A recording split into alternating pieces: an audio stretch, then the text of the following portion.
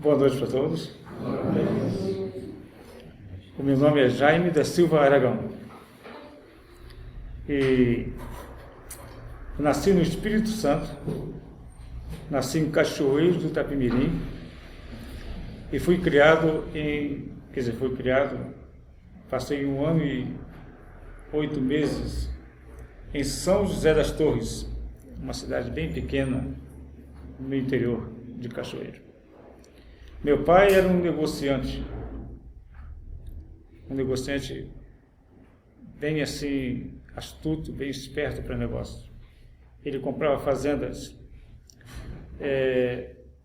assim depauperadas e então transformava as fazendas improdutivas em fazendas bonitas, com arroz, café, com milho e com gados, reformada as casas, pintadas e revendia. Esse era o negócio dele. Então ele andava muito, ficava muito pouco tempo em casa. Minha mãe tinha uma vida muito boa, uma vida excelente. Tinha geladeira de querosene, uma raridade. Não era qualquer um que tinha geladeira de querosene. Possuía uma casa bem ampla, à beira de um rio. E uma vida muito boa. Porém, meu pai adquiriu uma doença muito grave na época. Uma tuberculose. O bacilo de Koch tomou conta das vias aéreas do pulmão e começou a fazer o seu trabalho, perfurando os lobos pulmonares, até que ele apresentou os sintomas, foi ao hospital e em Vitória o médico constatou o fato e disse: olha, o caso é gravíssimo e não tem muitas esperanças, a não ser que se compre medicamentos de fora do país. Então, da Inglaterra chegou medicamentos para ele. E ele se tratava com os medicamentos que vinham no laboratório britânico e foi se recuperando.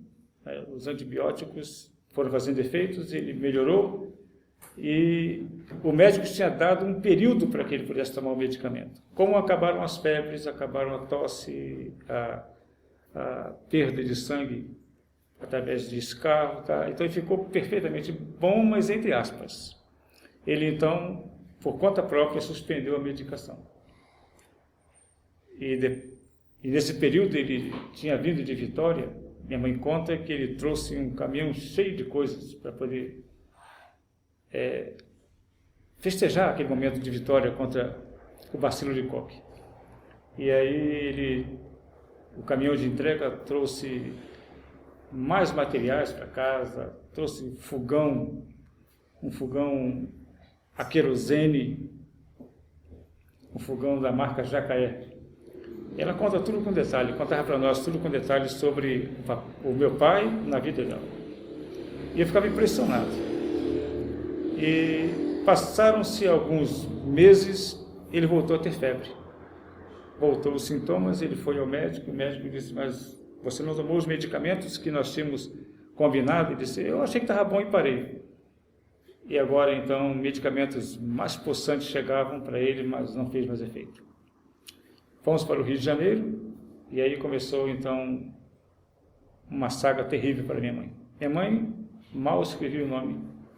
A profissão dela era dona de casa, hábil na cozinha e na lavagem de roupas. Meu pai comprou um terreno muito grande, que temos até hoje lá, e disse: Laura, quando eu curar, eu vou, então, fazer aqui desse lugar um grande supermercado. Esse bairro vai crescer muito e aqui vai dar um bom negócio. E o médico, então, disse para minha mãe, depois eu soube desse assunto que eu era pequena ainda, que precisava levar alguns parentes para meu pai ver, porque o caso não estava bom. Ele estava internado em Jacarepaguá, que era o melhor centro na América do Sul para tratar de tuberculose. E lá em Jacarepaguá ele ficou um tempo e eu tenho uma lembrança pálida. Minha mãe me levou ao hospital e ele desceu por uma escada em forma de uma curva assim, e estava todo com a roupa clara e com uma máscara no rosto. E tinha algumas pessoas acompanhando o meu pai, e ele me tomou nos braços por um pouco de tempo e logo me devolveu e voltou, falou mãe um pouquinho e foi embora. Passou alguns dias, então o movimento na minha casa era um movimento de despedida. Meu pai havia falecido e começou então uma tormenta. Minha mãe cuidando agora de 2 filhos, mais velhos que eu, cuidando do padrasto dela, que estava conosco, e cuidando de 2 filhos de criação, que uma mãe abandonara e ela chamou para ficar dentro da nossa casa para cuidar. E além disso, ainda cuidava de uma irmã de criação que foi criada junto com ela, com esse padrasto dela. Minha mãe era uma índia.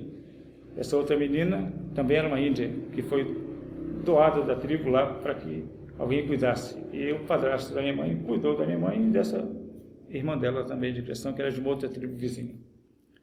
Bom, passamos muitas dificuldades. Todo o patrimônio do meu pai foi sendo minado para poder transformar em alimento. E um diamante que ele tinha, que ficava numa cristaleira, à noite, assim, um pouco à noite, com a lamparina acesa, aquele diamante, eu me lembro, ele brilhava na cristaleira com cores rosa, verde, era uma coisa muito bonita. Foi o último produto que minha mãe não vendeu, porque foi roubado lá de casa por uma pessoa. Minha casa era uma casa que entrava muitos vizinhos, muitos amigos. Minha mãe era muito aberta à vizinhança, a atender as necessidades do próximo. Ela tinha um coração muito grande para a beneficência. Muito bem. Começamos a crescer. E ela contava de uma comunidade alemã de adventistas. Ela não sabia que eram adventistas. Contava que ficava um grupo que não trabalhava ao sábado, e ela ficava curiosa com aquilo. Mas nunca ninguém foi na comunidade dela, na fazenda dela, onde ela morava, nas terras dela, pregar o evangelho. Ela não soube disso. Ela mais tarde soube dessa comunidade quando eu comecei a falar com ela sobre a igreja adventista. Vizinho, nós tínhamos uma vizinha chamada Yolanda, que era adventista. Também nunca falaram sobre a religião, mantinha sempre escondida. Minha avó era metodista e ela talvez tinha um pouco de receio de falar da igreja adventista. E eu fui crescendo num lar sem religião formal. Nunca fumei, nunca usei bebida alcoólica, nem cerveja, nem nada, porque eu via os exemplos nas pessoas. Eu morava em Belfort Roxo, que é uma cidade conhecida como terra em que a galinha cisca para frente. Era tremendo o lugar. Era tremendo. Era alguma coisa boa pode encontrar em Belfort Roxo, era muito difícil. Bom, e meu irmão mais velho entraram para o exército e aprenderam o uso do álcool e do fumo para ser homem. Meu irmão do meio pediu dispensa de incorporação e não serviu. Era um exímio vendedor. Aí então vem a história da igreja na nossa família. Meu irmão então é convidado por Dona Yolanda para ir à igreja e conversar com o pastor, porque ela descobriu que ele era um bom vendedor. Ele chegou a vender título de Touring Club para o supervisor de vendas da Touring Club, em Santa Teresa. Ele era um bom vendedor. Se você parasse para conversar com ele um pouquinho, ia comprar. Não tinha como você escapar dos argumentos que ele elaborava. Então o pastor o levou para trabalhar na comportagem. A comportagem lá em Niterói, no Instituto de Comportagem Adventista, no ICA. Ele então trabalhou, eu tinha 12 anos nessa ocasião, 12 para 13 anos. Ele trabalhou lá um tempo, de 1 ano e pouco, mas nunca se batizara como adventista. Ele era um vendedor e vendia muito. Depois de algum tempo, esse meu irmão, nome dele Jair, esse meu irmão desapareceu, sumiu. Era comum, ele ficava um tempo em casa e depois sumia. Então, passou assim uns 6 meses sem aparecer em casa. E aí na nossa casa apareceu umas pessoas de terno. E é raro alguém de terno aparecer naquela região ali onde nós morávamos. Era um lugar muito simples. Poucas casas tinham luz elétrica ainda naquela ocasião. E aí esses homens chegaram, chamaram ao portão, minha mãe foi, atendeu-os, eles entraram. Minha mãe tinha o hábito de ter sempre café. Ofereceu, eles não tomaram café. Eram líderes de comportagem. E aí contaram para ela o que acontecera. Meu irmão ele era muito assim, desajuizado. Ele saía, vendia, ganhava muito dinheiro, ficava entregue em hotéis, comendo do bom e do melhor. E então o que aconteceu é que ele vendeu e não devolveu o dinheiro para o Instituto de Comportagem. Vendeu muito, e vendia muito mesmo. E aí então eles disseram, nós temos que receber esse dinheiro. E soubemos que a história é a mãe dele, e aí então minha mãe teve que pagar aqueles livros. E se a coisa era difícil em nossa casa, difícil muito mais ficou. Nesse período eu lembro que eu ia para a escola e minha mãe dizia, filho, hoje é só água com açúcar, quente, não tem nada para comer. E às vezes o almoço era serralha com fubá cozido, e às vezes não tinha isso. Eu me lembro que já ficávamos às vezes cerca de 12 dias sem comer nada sólido, eu até sonhava com comida. Minha mãe trabalhava fora, com 3 lavagens de roupas. Então ela conseguiu mais lavagem de roupa para poder então cobrir aquele débito do meu irmão. E todo mês aquele pessoal ia lá e elas tinham um dinheiro que guardava num papel pardo, dobrava o dinheiro e guardava embaixo de uma travessa, não mais da cristaleira que fora vendida.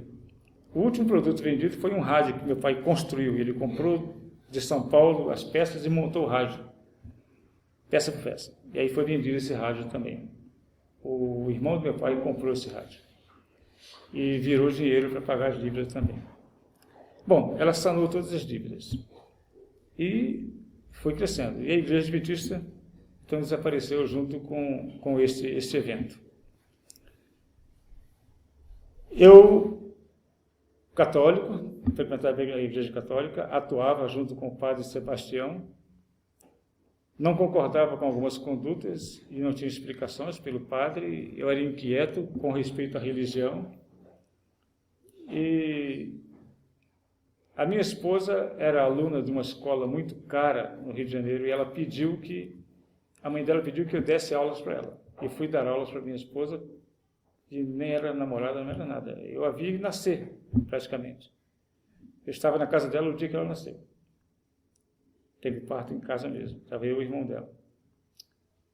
E comecei a dar aulas para ela, e ela começou a me dar uns folhetos de encontro com a vida. Um estudo bíblico. Eu preenchia passo a passo, ela levava, corrigia, trazia, e fiquei impressionado com a clareza do ensino ali. Bom, terminaram minhas aulas e não evoluiu aquele estudo, e aí eu fiquei incomodado e não queria voltar para a Igreja Católica mais. Então eu fui visitar minha avó, num bairro chamado Jardim Redentor. E lá, no domingo, não encontrei minha avó, que achei ido para a igreja com a minha tia, a Igreja Batista. E cheguei na Igreja Batista, entrei e me convidaram, sentei-me, e ele estava pregando. Quem era o pregador era o pastor Ivo de Matos Dutra, um eloquente pregador. E eu comecei a associar tudo que eu aprendi no encontro com a vida com o que ele falava. E foi maravilhoso, tremendo. Bem, chegou um período, o meu irmão, nas suas idas e vindas, ele apareceu lá em casa. E eu estava numa tremenda dúvida agora. Estava na Igreja Batista, batizado na Igreja Batista, mas com os estudos do encontro com a vida nas mãos, confrontando com as doutrinas da Batista e alguma incoerência. E aí eu perguntei ao pastor Isaías, que era um recém-formando do Seminário do Sul, lá no Rio de Janeiro, na Rua José Egídio, na Tijuca. E eu ia para lá fazer teologia, para ser um pastor batista. E aí eu dizia, olha, eu não estou concordando com isso, nem com este ponto. E o pastor Isaías explicava, eu digo, mas eu quero que você me mostre na palavra, na Bíblia.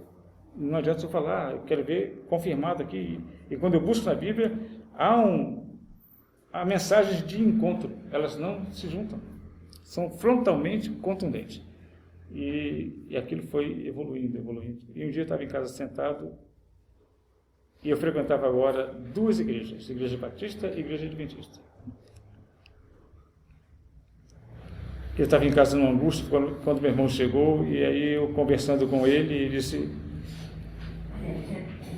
Jaime, qual que é a sua dúvida com respeito à Igreja Adventista? Eu digo, minha dúvida são os ensinos de Ellen White. Ele disse, olha, Jaime, senta aqui. Sentei na cama dele, vou conversar com você. Eu conheci a Igreja Adventista durante um bom tempo da minha vida. Eu vendi muito material da Igreja Adventista. Criei problemas para minha mãe com a minha conduta. Mas quero te dizer uma coisa. Se eu tiver que entrar em uma igreja para ser membro, esta igreja tem que ser a Igreja Adventista. E com respeito a Ellen White, não tem um livro dela que eu não tenha lido e que eu não possa te falar passo a passo, item por item. São todos perfeitos e inspirados por Deus. Nenhum deles, de maneira nenhuma, mancha um único parágrafo bíblico. Eu falei assim, mas, então, por que você não vai para a Igreja Adventista? Aproveita que eu estou indo e você não vai comigo. Disse, não é para mim, a igreja não é para mim. E ele começou a chorar. O resumo, ele disse, se você quiser ir para uma igreja que tem a mensagem de salvação de Gênesis e Apocalipse, Igreja Adventista do Sétimo Dia. Conversamos muito. E então, eu tomei minha decisão. Agora, minha preocupação era o rebatismo, porque me batizaram na Igreja Batista. Batismo por imersão. E a Igreja Adventista não me dava outra opção, rebatismo.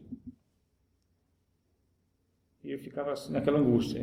Não frequentei a igreja muito tempo e não me batizava, não me convertia completamente para o batismo. E um dia eu estava numa escola dando aula, eu estava lendo a Bíblia, entre o turno da tarde e da noite, e eu li Salmo 119, verso 11.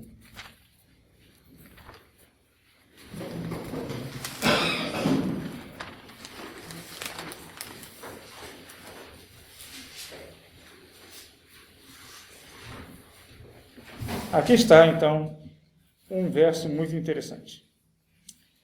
Guardo no coração as tuas palavras, para não pecar contra ti.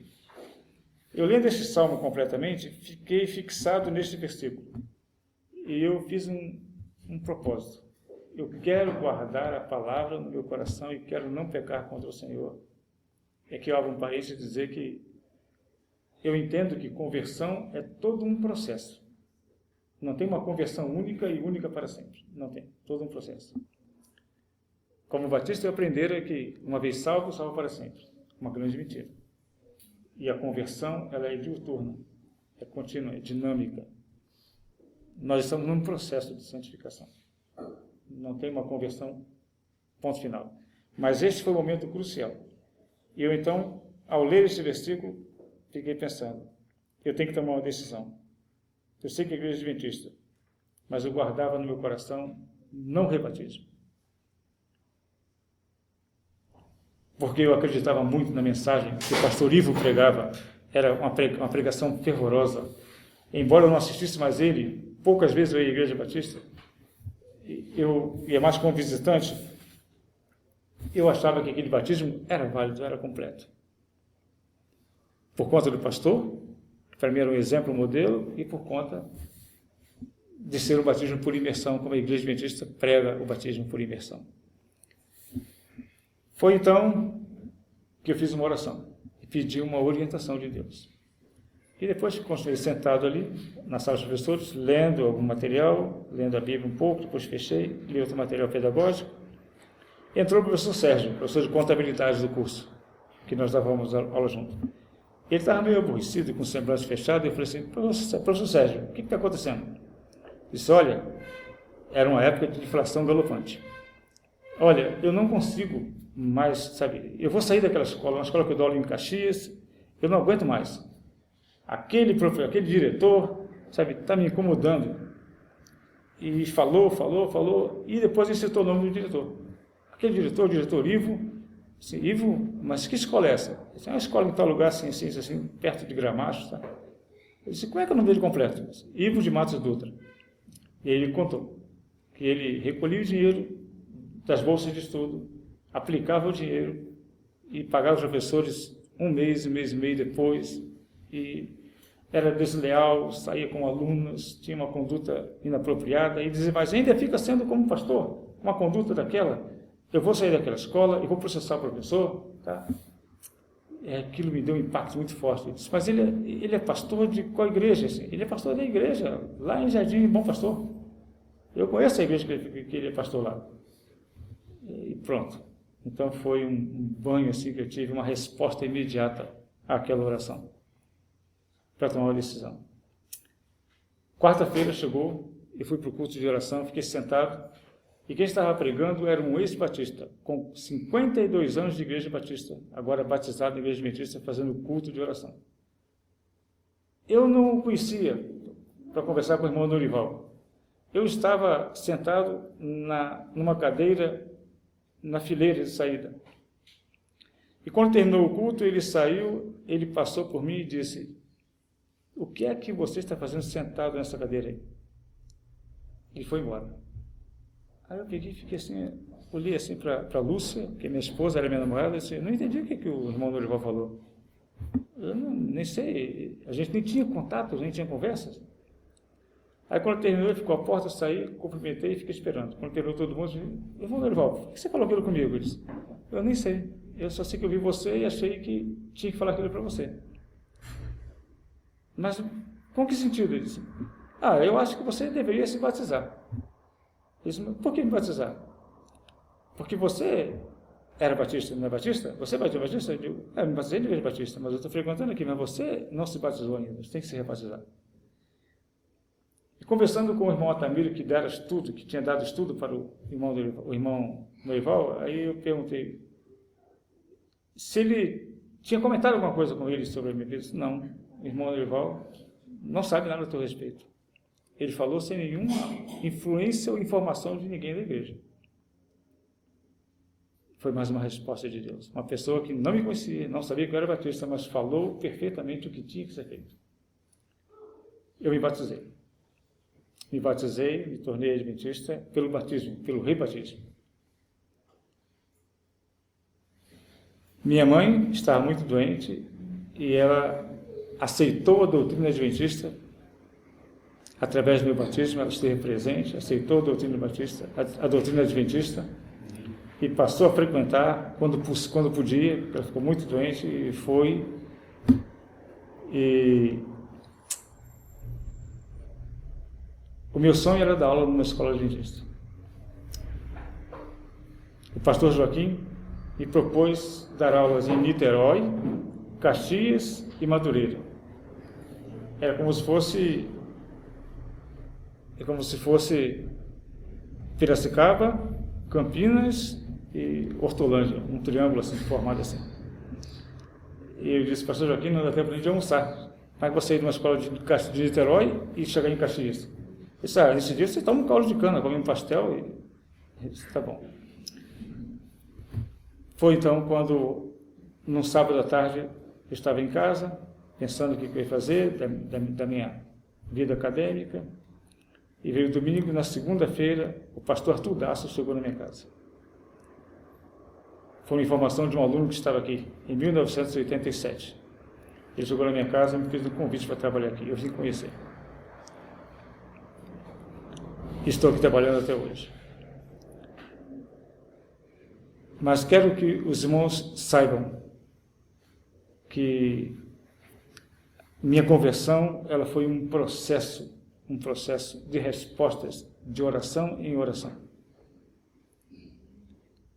Foi um processo de lutas e dificuldades, mas um processo em que guardar a palavra do Senhor no coração para não pecar contra Ele dá resultados.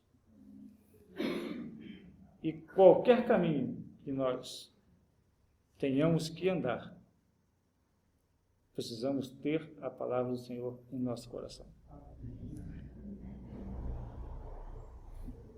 Comecei a trabalhar aqui em 86 e 87.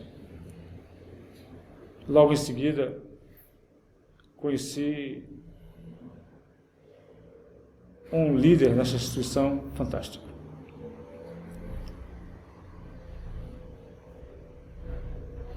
um líder que eu disse para ele uma vez: eu gostaria de ter sido seu amigo na infância. E as orientações do pastor Walter Boger eram orientações nobres e elevadas, como a expressão que ele gostava muito de falar, que os alunos deveriam ter na sua mente pensamentos nobres e elevados. E o pastor Boger pediu que eu ajudasse a construir uma igreja em Engenheiro Coelho. Então, fomos trabalhar em Engenheiro Coelho a montar uma igreja junto com o irmão Dauri, junto com outras pessoas, formar a igreja. E lá em Engenheiro Coelho, cheguei a dar estudos em um sábado para mais de 60 pessoas.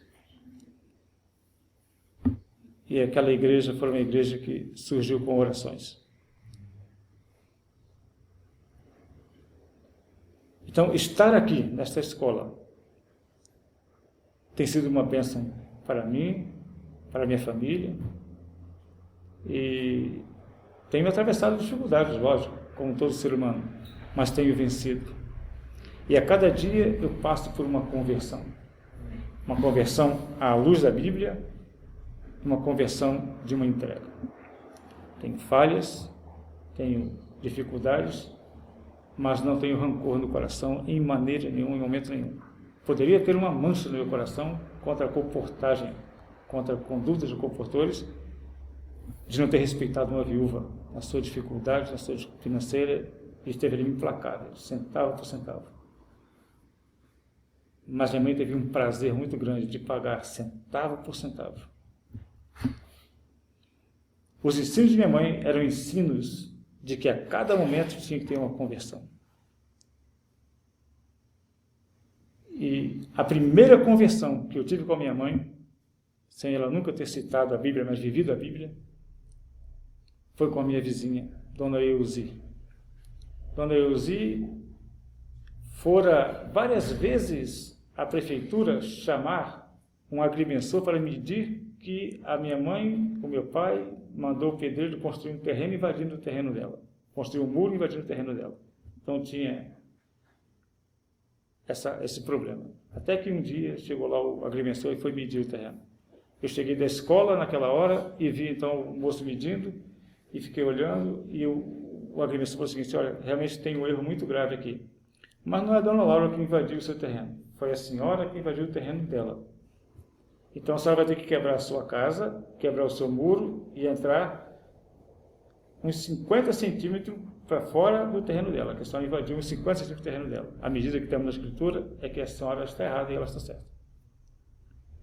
Ela está até sendo prejudicada pelo seu esposo. E aí o moço falou o seguinte: então, dona Laura, a senhora decide, quer que derrubamos, eu vou pedir que a prefeitura corte a casa dela, quebre o muro e passe para lá. E eu, na minha infância de 14 para 15 anos, fiquei todo feliz. Agora é a hora da vingança. E aí ele me disse: não precisa. Dona Ilse, pode deixar aqui mesmo, deixa o terreno aqui mesmo. Para mim não vai fazer falta. Meio metro de terreno não faz falta nenhuma. Eu entrei, fiquei lá em casa angustiado, a mãe entrou também. João, mãe, era a hora da senhora ser vingada da Dona Ilse, mamãe. Eu disse: filho, me vingar por quê? Quebrava a casa dela. Mas, meu filho, para que quebrar a casa dela? Demorou tanto a fazer a casa dela tão bonita que estava, quebrar por quê? Era vingança, mãe, de tanto que ela fez para a senhora. E a resposta dela: fechamos aqui o assunto e te digo o seguinte: a vingança pertence ao Senhor, não pertence aos seres humanos. Os seres humanos não sabem se vingar. Se eu me vingasse, eu estaria perdendo a minha salvação. E ele disse: está bom, não entendi, mas aceitei. E hoje, dentro da Igreja Adventista, eu entendo o que ela quis dizer. Entendo. O amor ao próximo, não importa quem seja o próximo, mesmo que ele te odeie, o amor ao próximo. Isso era uma conversão diária que eu aprendera com minha mãe. Ela descansou numa tremenda paz. Quando ela foi sepultada, mas muita solidariedade, muitas pessoas. E eu ali já adventista, vendo aquela situação, dizia: que maravilha é estarmos nos braços de Deus. Que maravilha é sermos guiados por Deus em qualquer situação. Eu não tenho uma conversão mirabolante, estonteante, mas eu tenho, pela palavra, pelos ensinos de uma semi-analfabeta, é de que, se não for à luz da Bíblia, não há modificação humana, não há transformação humana. Se não for à luz do Evangelho, não há transformação humana e não há conversão. Conversão contínua, conversão dia após dia, de um encontro com Deus. Me encontrei com a morte no hospital. Esteve do meu lado uma pessoa falecendo numa angústia muito grande. E em oração, eu sentia a mão de Deus ali, junto comigo. Em oração. E não importa o que aconteça com qualquer um de nós, comigo, em oração, estamos em paz. Não há outra maneira de você dormir seguro, se não for nas mãos do Senhor. Descansar seguro, se não for nas mãos do Senhor. Então, concluindo, eu não sou uma pessoa alegre, não sou uma pessoa contente.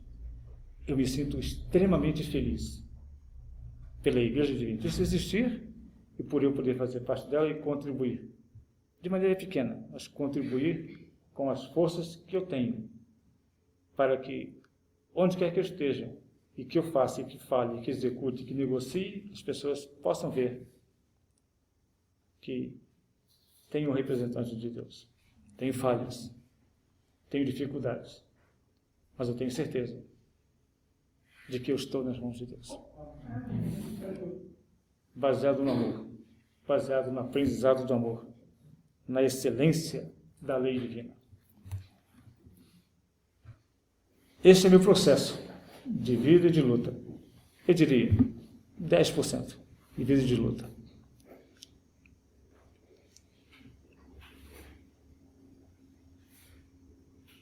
Tive uma vida muito dura. Fui convidado para ser o primeiro traficante de maconha na Baixada Fluminense. Convidado por um sargento da Polícia Militar.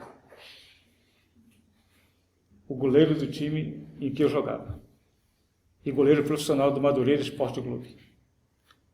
O senhor Paulo Roberto me prometera muito dinheiro para eu levar as drogas para a região em que eu estava e levar o dinheiro para ele. Eu ficaria com muito dinheiro. E era muito dinheiro. Quando eu comentei com a minha mãe meu trabalho que eu iria fazer para nós sairmos da dificuldade financeira, foram lágrimas acompanhadas de soluços desesperados. E ela disse: não foi para isso que você nasceu. Você tem que ser tráfico. Você tem que traficar, mas não drogas. Você tem que traficar bondade e misericórdia. Ensino de minha mãe. Ensino de uma semi-analfabeta. Nas mãos de Deus. Palavras que modificavam. No meu lugar entrou o Paulo, que jogava no mesmo clube que eu. E eu falei com ele: Paulo, não é bom negócio. Não, eu quero comprar roupas de Adidas, Não é bom negócio. Não, eu vou comprar. Minha mãe falou comigo: não, eu vou comprar roupas de Adidas, eu vou ganhar muito dinheiro. E eu levei a mãe do Paulo para ver o corpo do filho dela, o Paulo, próximo do campo de futebol, ali, tombado com alguns tiros. Saí de perto e o choro da mãe do Paulo talvez tivesse sido o choro da minha mãe, mas ela chorou primeiro. E ela me apresentou a palavra de Deus primeiro. Mais um momento de conversão. Eu estou vendo aqui alguns jovens,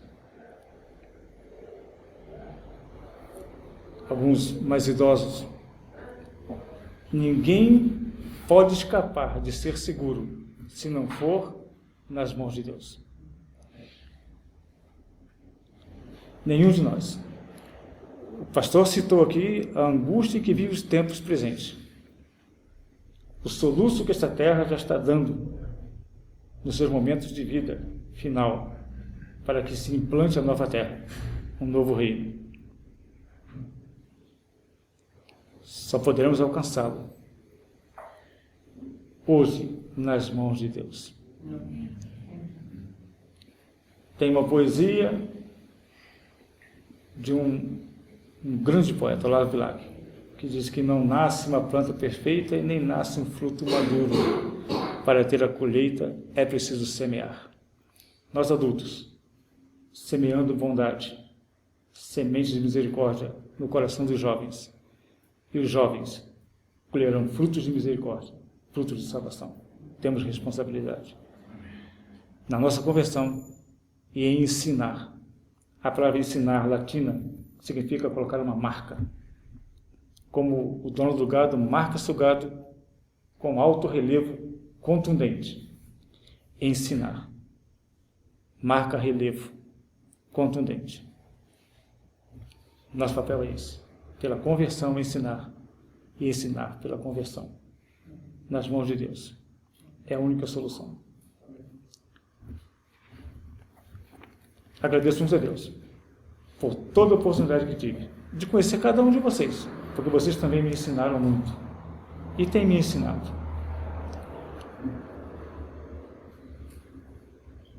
E eu tenho nessa escola, a cada dia, em contato com cada um dos irmãos aqui, crescido na graça e na salvação, porque eu ainda estou em processo de conversão.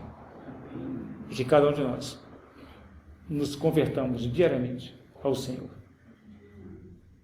E que a sua palavra seja guardada em nosso coração, para não errarmos contra Ele, não pecarmos contra Ele. Se nós pudermos ficar em pé para uma oração.